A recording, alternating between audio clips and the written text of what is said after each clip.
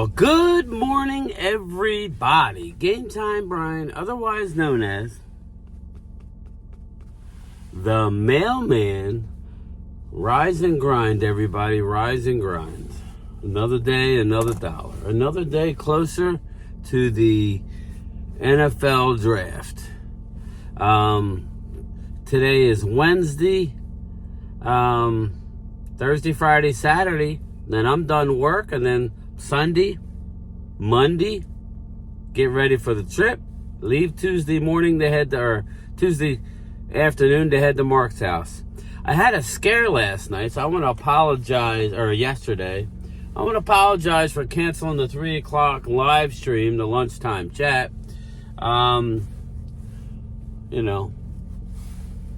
had to run to the urgent care. I wasn't feeling well. I don't know what the hell happened. I'm not 100% this morning, but I am way better. I think there was a 24-hour bug, but I didn't have a high fever, and my blood pressure wasn't high. But man, I felt like I went to the gym. I went and got a haircut. I came home, and actually halfway through the gym, I don't know if it was my pre-workout that I took that I hadn't used in a while or what, but then I ended up going to urgent care just to double check, and I feel a lot better this morning. I literally was in bed by 2 o'clock yesterday afternoon. I didn't sleep the whole time, but just body aches, headache. Couldn't really go to the bathroom a lot, but it felt like my stomach was turning. Did go a little, not to get too graphic, but it was not good. So, that's my luck. I got the draft coming up now. I'm about 90% better, but me, I got to finish off the week if I can. My wife's like, you got COVID again? I'm like, fucking COVID again? Better not be freaking COVID. And, I didn't test myself, but I feel a hell of a lot better. So obviously that wasn't it. Who knows? But I'm glad I'm better. But I do apologize for the live stream. I do apologize for that. But I'm back, people. You're getting this. You'll get my lunchtime chat at 2 o'clock. But since I had all that time yesterday, I got nothing done around the house that I needed to get done. But since I had the time, I did really analyze the Stephen Jones interview on 105.3 The Fan.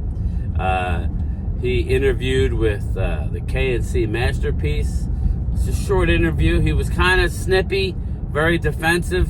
Obviously, there were questions that weren't asked, but I'm not going to crap on them. I think Kevin and the boys did actually a good job with the interview. They were pumping out the questions. Obviously, there's always questions you would want to be asked. But all in all, I thought it was a good interview. Obviously, the two things now he tried to walk it back. Here we go. Now, it is supposed to rain today, people, about 1 o'clock, but it's not supposed to be it may rain hard, but it's not supposed to be steady. So let's hope. But it's in the 50s now. It's going to get to the high 60s today.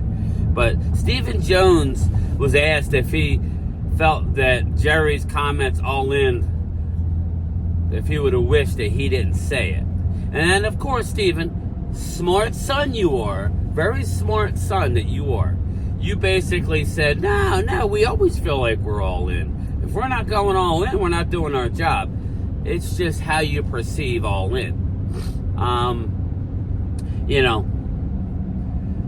If as a Dallas Cowboy fan, there are two phrases that have come in since right after the game, the playoff debacle at home against Green Bay.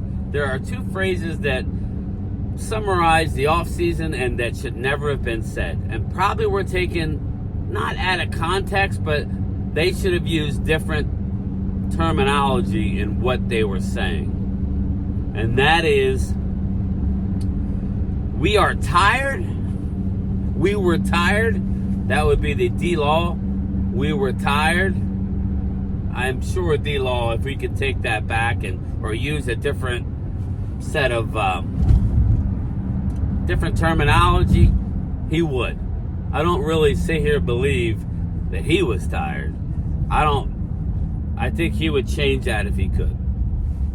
And the other one, as we just talked about, would be all in by none other than 82-year-old Jerry Jones. All in. Yeah, okay. But in his interview, he made another boo-boo. And I'm not here to crap on Steven today. I'm not. He said a couple of things that were interesting. I'm going to dig into it more. But he said that there is a rule, NFL rule. I'm aware of the NFL floor rule. But he said that he said that the Cowboys have spent the max money in a 5-year period that they're allowed to spend. All 32 teams have to meet a floor. He basically alluded, he was vague, but he said, we've spent the max money we could possibly spend in a 5-year period. Now let me explain what that could possibly mean. When you flip switches, right, we always say, like I always say, they could have created $70 million if they wanted. But when you flip switches, there's a time period that money has to be paid off. So they've been flipping switches since the Amari Cooper trade. So again, they're not going to open their books to us, but it seems like they've switched enough switches that they can't switch anymore. And looking ahead to the contracts that they're going to be offering and hopefully accepting by the players, they're already allotting 5, 6, 7 years down the road, probably 5 years down the road, what the cap is going to look like. And they can't. Okay, so again, I don't know if you believe that, people. I do know that there's a cap floor. There's a tax issue if you go over the cap ceiling over a 5-year period. Nobody goes over the cap. So my thing is, then I believe you're doing a bad... This is my answer to that. I believe you, Steven. Here's the issue, people. I'm not looking for Steven Jones to get fired because he's not going to be fired. He's family. He's going to take over the helm when Jerry passes away, along with Charlotte, Jerry Jr., and Forehead. So, that's just my opinion. He can't be fired. I think he's not the best when it comes to doing the contracts. I think he thinks he is. But I think that when you identify a player, you're not always going to hit. You're not always going to hit people. But non-injured players, I'm specifically talking about. When you identify your future, you need to do these contracts, especially first-round picks, at the end of year 3. That's when you're supposed to do it, like what the Eagles did to Devontae Smith. Now, that's going to cause a rift with A.J. Brown, because A.J. Brown is a more productive wide receiver now. And I expect A.J. to be gone in another year or so. But that's just my opinion, Eagle fans. Don't get mad at me. His agent will be like, whoa. He's getting paid that, and I'm more productive. I need a raise. But that's for another day. Steven said something else that was another thing that us fans don't want to hear anymore. Now, he said it, he basically said, well, and we keep hearing about, like, the regular season wins. 12 wins. They have as many as, they are tied with the most regular season wins over the last 3-year period with 36, I believe, with the Kansas City Chiefs. Obviously, the Chiefs are winning Super Bowls. We can't win playoff games, right? So is Dak good? Is Dak bad? Is Cowboys good? Obviously, the Cowboys are good. I don't think the Cowboys are going to drop below 8 wins anytime soon. That's just the way they run their organization. Sorry, NFC East. It's still going to be tough to beat the Cowboys because we don't ever go all in. And that's for another day, too, because I don't have too much time to talk. But we're always going to be good. Why? Because we draft really, really well. Last year's draft aside, A lot of injuries coming out of last year. It's only been 1 year. Everybody needs to calm down about last year's draft. But he mentioned brand value. Brand value. They are unbelievable on brand value. And he had to say that. Why? Because that's what's said all the time behind the scenes, people. They talk about brand value all the time. Because that's what they're concerned about, because they're a business. But he said, we expect to get criticized with the lack of playoff success, and we will be judged by that. Stephen, I speak for most Cowboy fans, if not all, I would believe. Please stop mentioning brand value. We are not stupid. We know that you have a business, but us fans could give two shits about what the Cowboys are worth. What the Cowboys are worth to my son, my soon-to-be 20-year-old son, my youngest, is they haven't won shit in his lifetime. So when you talk about brand value, you are losing Cowboys fans of the future. These young kids, why would they want to root for the Cowboys when they could root for Patrick Mahomes and the Kansas City Chiefs? Why would they root for the Cowboys when they could root for the Eagles, who go out and make splash moves, whether they're right or wrong? The Eagles are normally good with free agency and acquisitions. They're not very good with the draft. That's just facts.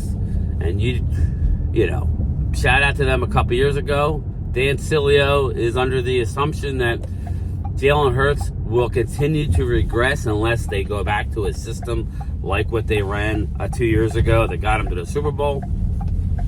So we shall see about that. He dropped back and threw the ball 108 more times than he did, and he had a horrible year last year.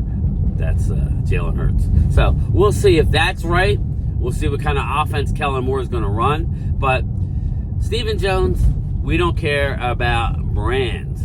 We do not care about the brand. Now, the last thing I wanted to bring up here, and I'm kind of getting a vibe. That this is what's going on. The vibe that I have is that the Cowboys and Dak Prescott's agents are aware, from what the Cowboys said, that they cannot extend him now due to this impending taxes, flipping all these switches, that Catboy has put us in a position to where his deal won't hit the books until after the start of the year. There's a deadline, people. That's why we keep hearing November, unless something happens. Sometime after the start of the season, there's a deadline where any moves go to the following year. And then, like I said, it seems like, because it's not like Dak's threatening to hold out. He's been nothing but nice. When Dak Prescott is asked about said contract, he said he expects to be a Cowboy. Now, for you Dak haters, I'm sorry to bring you this news. I might be wrong, but the more and more I hear about it, I don't think I am. And when you start putting the pieces together, I told you about 6 weeks ago that there was rumblings that a deal is going to be done in November. Don't ask me why November, but that tells me,